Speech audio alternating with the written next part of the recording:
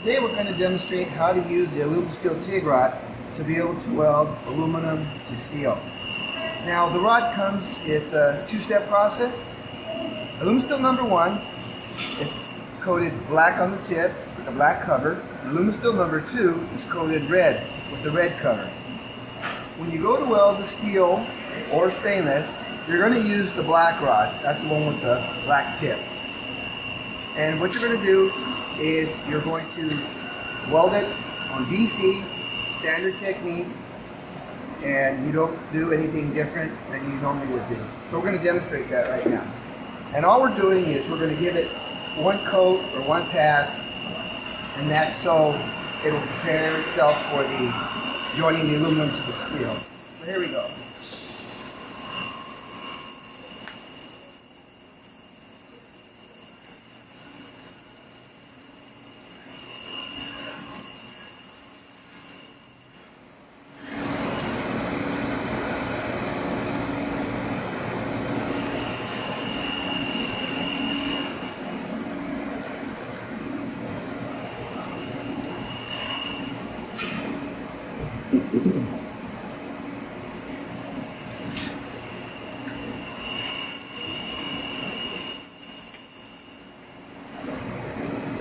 Okay, so that's all you do is you just run a standard pass like you normally would.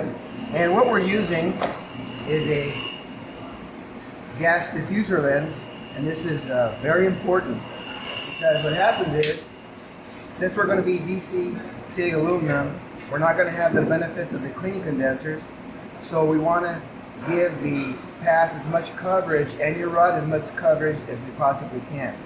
Because now we're going to do join the aluminum to steel using aluminum steel number 2, and that's the rod that is coated red. Okay.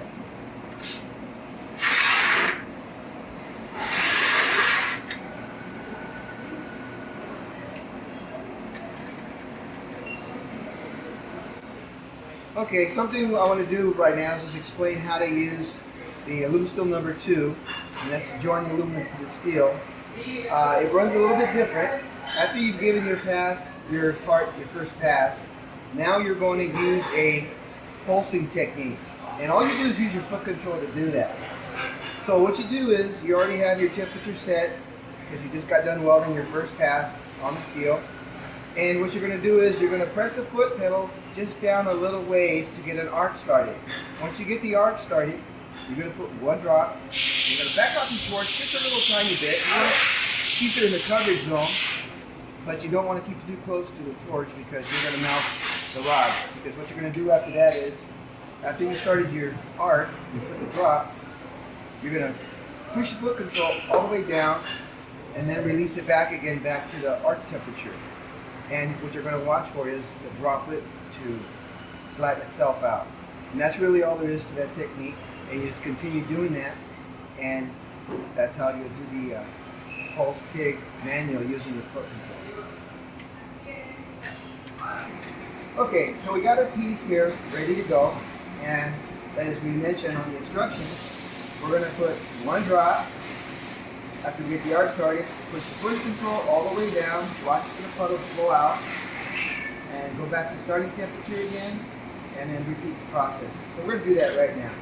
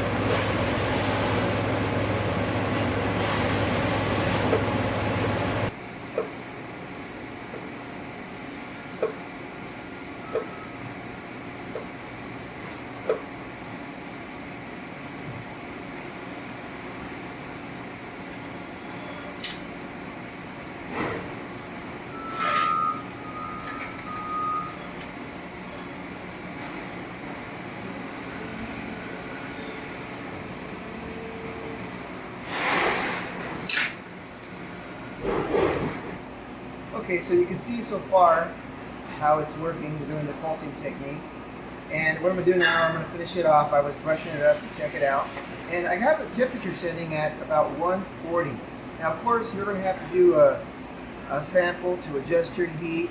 And you're going to watch for, you don't want to overheat the aluminum. And that's one of the drawbacks with using this technique is that with AC, you can tell usually if your aluminum is getting hot. With DC TIG, you can't tell.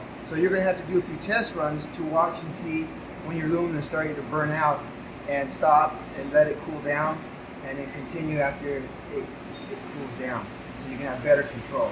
So now we're going to finish our pass using the pulse manual technique.